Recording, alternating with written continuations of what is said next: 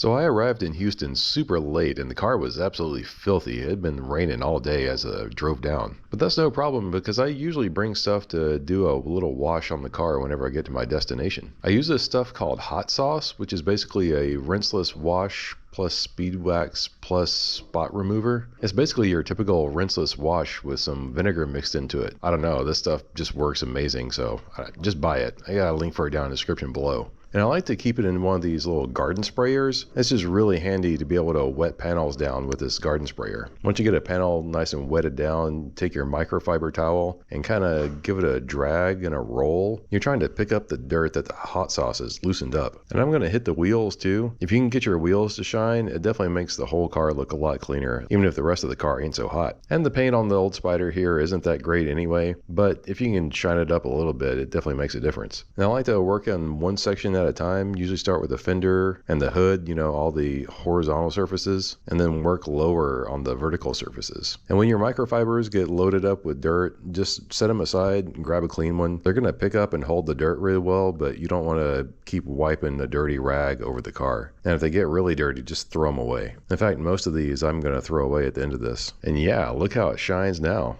Like once you get the dirt off of there, the color really pops. And man, those wheels look great.